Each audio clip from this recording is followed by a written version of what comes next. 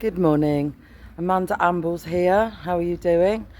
I have just been thinking a little bit about the working group and what I was talking about last time about it being formed until next February, the working group to explore World Heritage status in Glastonbury, which was formed by the council of 12 residents and 4 councillors, the majority of councillors who are in favour of it.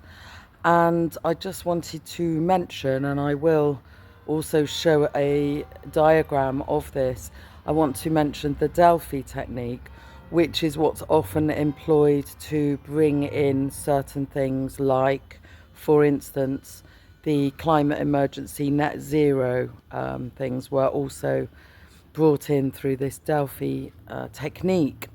So what happens is there's an issue or a problem. However, there was no issue or problem to begin with, so no needs assessment was done in this case.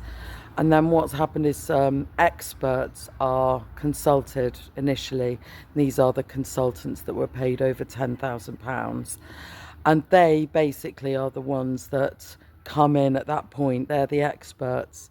So what happens is you bring in others, but however, it's really down to the experts throughout to come up with the solutions.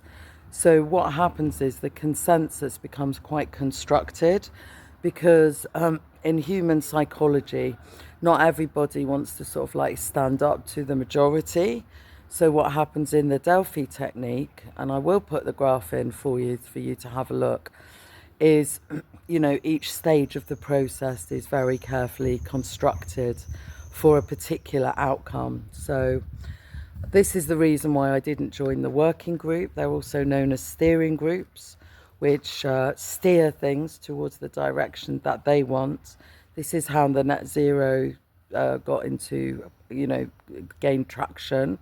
So, it's a really good idea to look into it and to look into the techniques that they are employing to get things in without really having a democracy or really consulting the residents, which they certainly haven't done here in Glastonbury. All right, thanks so much for watching. I'll just put up the graph now. Thank you. Bye.